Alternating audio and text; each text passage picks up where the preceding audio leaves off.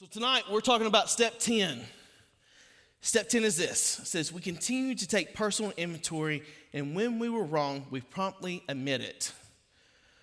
Because we are a Christ-centered recovery, we have a Bible verse that goes with that. It's found in 1 Corinthians 10:12. It says this. So if you think you are standing firm, be careful that you don't fall.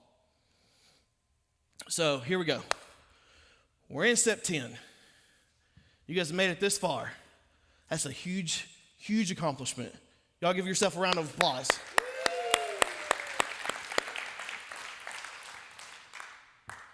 So this step can trip you up if you don't work it. That could be the same were said about all of them, but this one truly, because you are taking an inventory of yourself. And you're like, I already did that.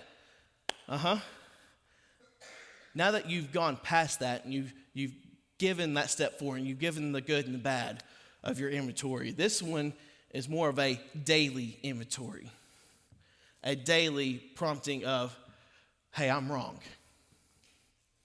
Now, for a lot of us, we can get hung up in this because we have the need to be right, the want to be right. I have 5 kids, and one of my kids, this is his season that he's in currently. He is not quick to admit, if at all, that he's wrong. He is not quick to take an inventory of his day. What he is quick to do is to lash out or to have anger or to be upset about something. And so this is a constant conversation of, hey man, it's not about you. And of course, being 9, you don't quite understand what that is. And so I'm trying to unpack this for a 9-year-old. Like, hey, it's not about you. Well, what does that mean? It's, hey, you have 5 siblings. Let's not you be first out of the van every single time because you're pushing your brothers and your sisters out of the way. It's not, hey, when we cook breakfast, it's, hey, I want that one first. It's putting yourself last, putting others before yourself. It's not, hey, can I get on my tablet? Well, they can't get on theirs. Yeah, I don't care about that. Now, I get sometimes being fair is being unfair. But at the same time, I am trying to teach a 9-year-old that it's not about him, that he's got to start thinking about other people. He can't lash out when we tell him no, or when a teacher tells him no, or he gets deducted a point because, hey, that's how the game works. Trying to teach him, hey, you can't get mad when people don't pass you the ball. Because regardless of what you know or don't know, you don't know what that other kid's story is. And vice versa, I understand that they probably don't know what his story is either, because he's got a story. But it's teaching him to be okay with that. It's teaching him how to clean his side of the street and focus on what's going on in his life. That way he can give back out to other people, right? So it's taking that daily inventory. And this is one thing that I started 4 weeks ago with them is Tuesday, Wednesday, and every other Thursday right now, we are having a Bible time, him and the 7-year-old that I've got. And so we do this at their bedtime. Now, don't hear me say, I do this all the time. I've done this for years. I'm an awesome parent. Don't hear that. What I am telling you is that I've been consistent for the past 4 weeks, and I've seen a lot of fruit from being consistent the past 4 weeks, okay? Yeah. And so every night, 8 o'clock is their bedtime. So from 8 to 8:30, I'm in their room. And if you guys don't know about this, it's phenomenal. On the Bible app, down at the very bottom, there's what they call Kid Experience. And it's very short, guys.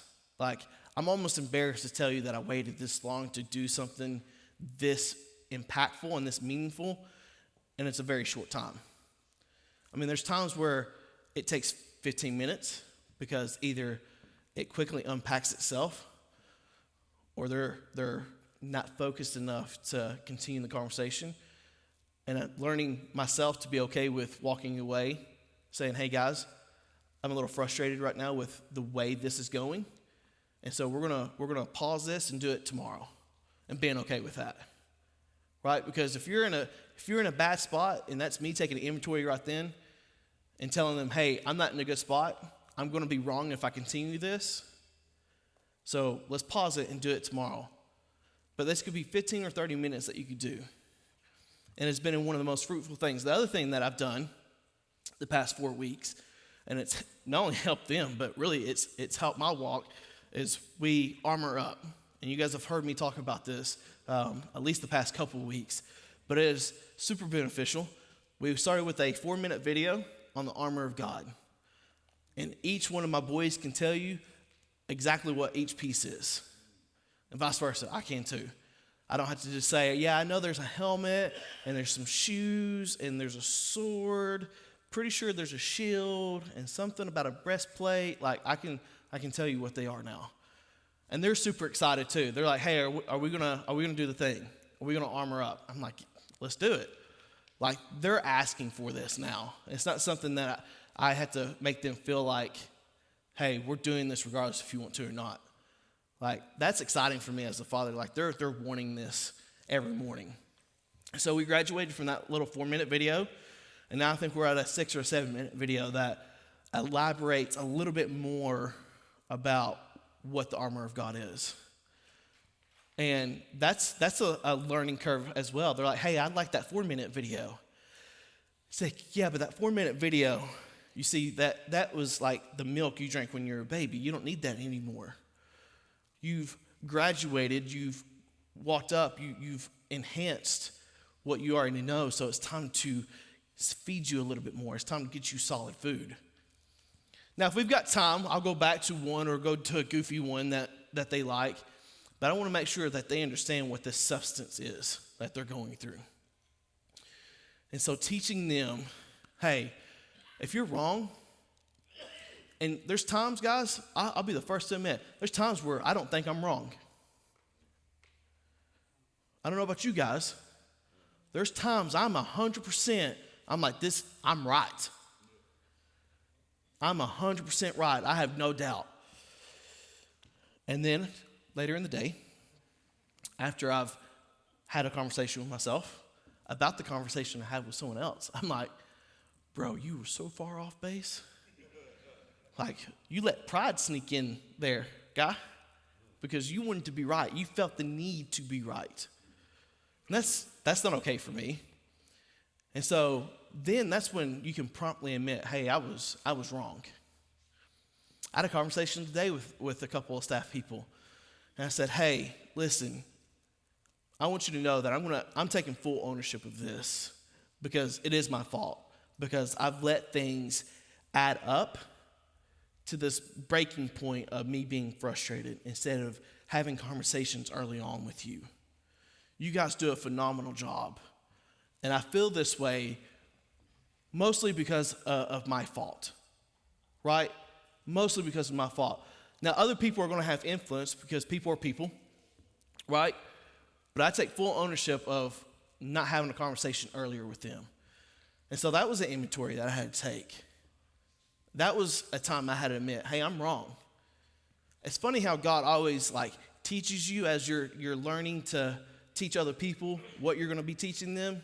You're stepping into that, and I've had to several times, at least this past week, not only with my kids or with my wife, with coworkers, but really just any individual that I've come in contact with. At some point, I've had to say, hey, I don't think I was right in this moment. And so if we look at a story in the Bible, we're going to be in Daniel 4. Daniel 4. I love this Bible app. You just pull it up very quickly. So in Daniel 4, it's talking about King Nebuchadnezzar.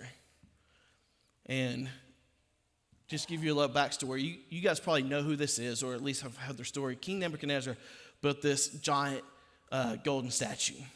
And he made a decree, hey, everyone, when you hear music, you're going to bow down before the statue. So music went, everyone bowed down but three people. You guys have heard their names before.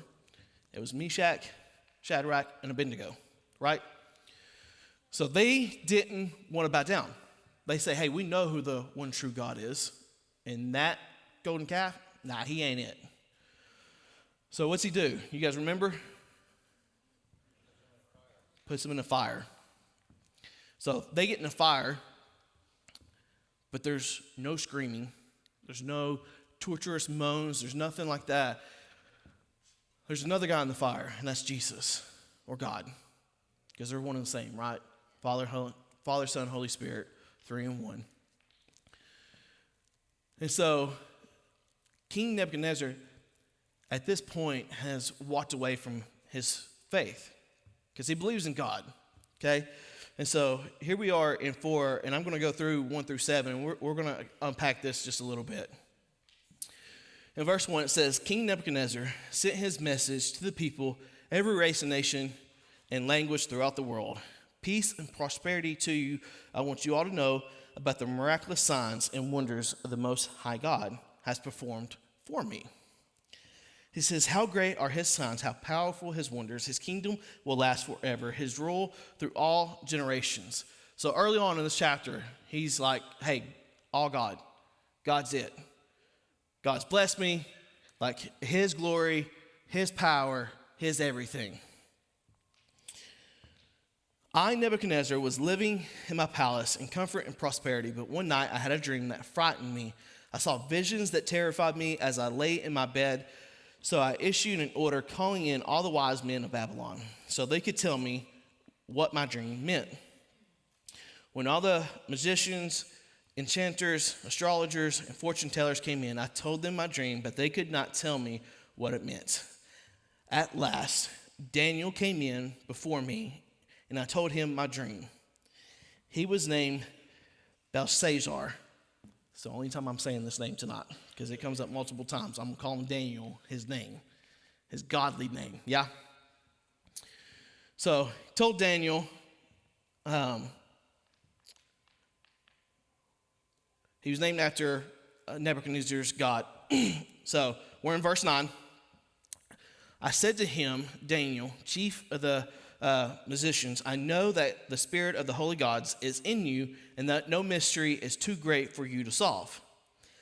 Now tell me what my dream means. While I was laying in my bed, this is what I dreamed. I saw a large tree in the middle of the earth. The tree grew very tall and strong, reaching high into the heavens for all the world to see. It had fresh green leaves, and it was loaded with fruit for all to eat. Wild animals lived in the shade, and birds nested in the branches. All the world was fed from this tree. And so, as we go through this, this is his kingdom that it's talking about.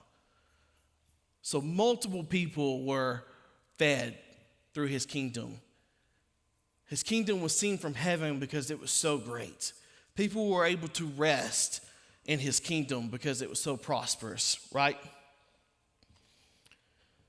And so,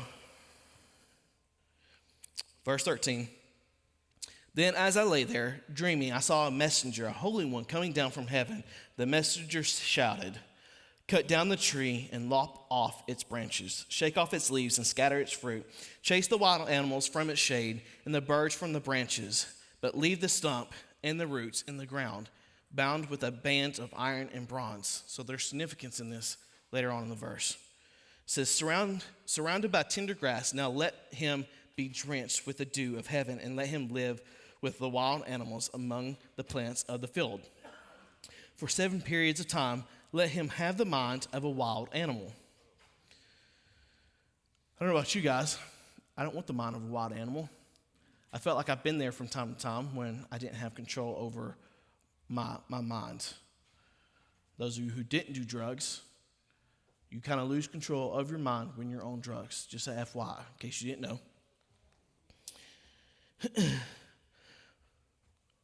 Instead of the mind of a human, so mind of a human's gone. Verse 17, for this has been decreed by the messengers. It has commanded by the Holy One so that everyone may know that the Most High rules over the kingdoms of the world. So this is talking about God ruling over every kingdom because he is the King of kings and the Lord of lords. He gives them to anyone he chooses, even the lowest of people. Daniel, that was the dream that I, King Nebuchadnezzar, had.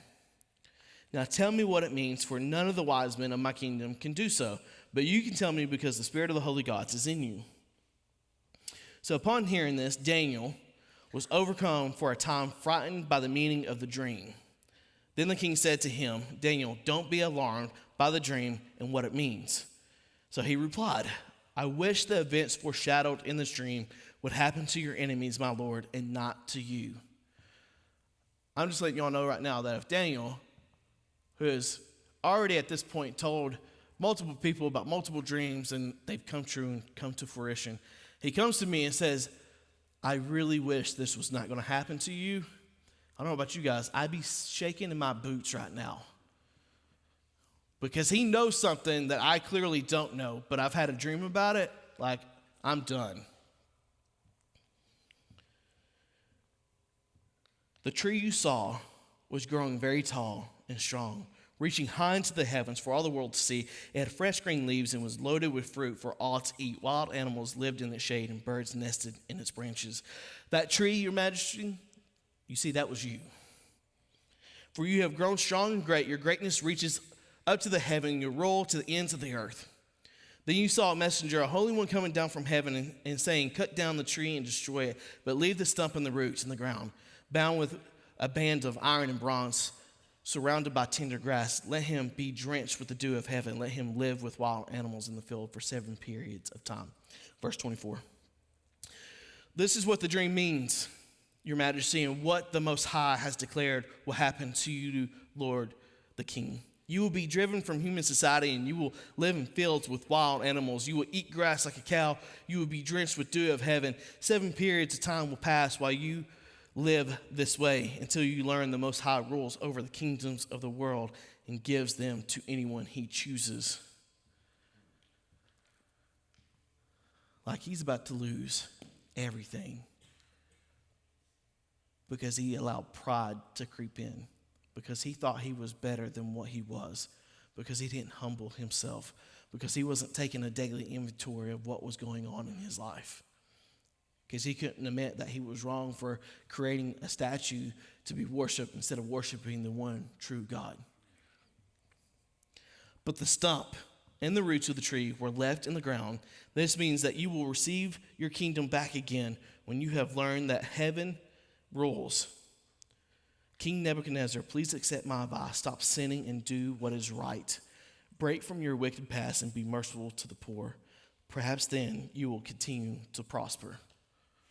So even with the warning, even with this dream, even with what the dream meant, he still didn't heed the warning. And tonight, maybe this is your warning. Maybe you're here for the first time and this is your warning. Hey, this is your chance. This is your opportunity. You want your family back. You want your kids back. You want your relationships back. You want your job back. You want your life back. This is it. Turn from what you've been doing. Repent. And that's just a churchy word for literally turn. You're making a 180. You're going this way. You're destroying your life. You're taking drugs. You're drinking. You're codependent, whatever it may be, a hurt habit or hang up. You're going in this way. He's asking you just to stop. And I know that's not easy. Okay? I get that. But this is literally stop and turn and go towards God. Because he's with you the whole time. And when you turn, he's right there to embrace you. He's right there to hug you. He's right there to love on you and say, hey, you have always been chosen. You have always been worthy. Verse 28 says, but all these things did happen to the king Nebuchadnezzar. 12 months later, he was taking a walk on the flat roof of the royal palace in Babylon. As he looked out across the city, he said, look at this great city of Babylon. By my own mighty power, I have built this. The last time I thought that way, I was going to lose everything. When I thought after a year of recovery, I was like, I got this. Ooh, I got this. I was going to lose everything. But because of the people around me, I was able to overcome that. Because of my relationship with Jesus, I was able to go past where I thought I was going to go.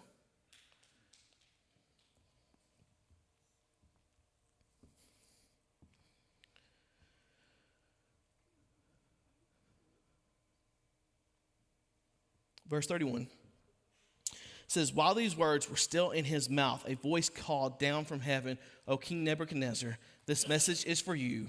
You are no longer the ruler of this kingdom. You will be driven from human society. You will live in the fields with wild animals, and you will eat grass like a cow. 7 periods of time will pass while you live this way until you learn that the Most High rules over the kingdoms of the world and gives them to anyone he chooses. That same hour, the judgment was fulfilled, and Nebuchadnezzar was driven from human society. He ate grass like a cow. He was drenched with the dew of heaven. He lived this way until his hair was as long as eagle's feathers, and his nails were like bird claws. Like, I can't imagine what this man looked like. And just,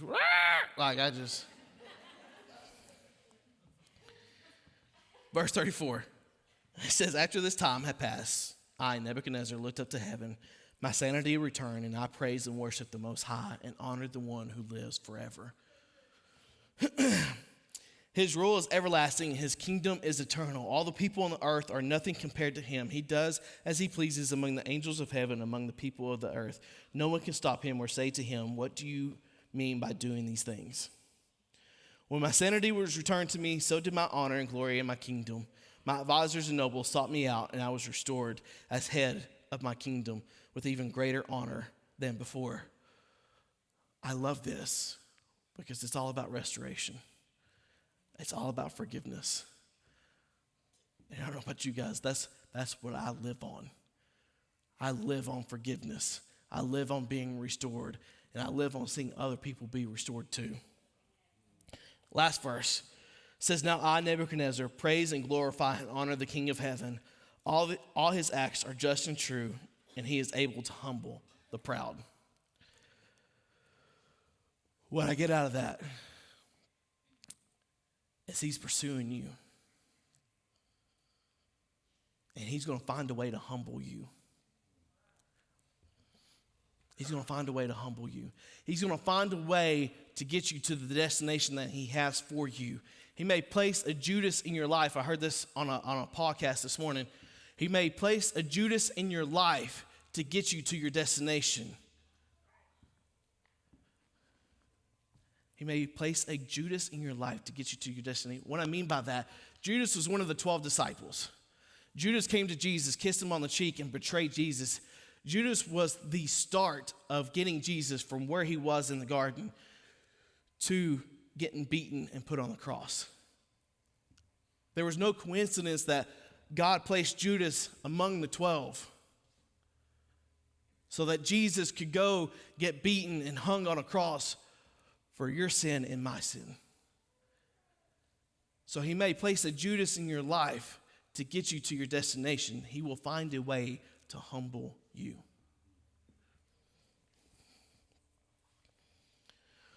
What will you do to start a change? To admit that you're wrong. What will you do to say, hey, I don't always have to be right? What does that look like? Lean on your accountability partners. Lean on your groups. Dude, I don't know how many stories I hear all the time of people going through a divorce or going through grief or going through a loss or a hurt or a habit or a hang up.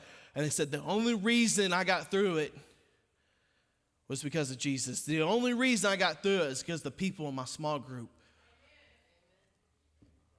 I was able to lean on them in a time of trouble, in a time of hurt.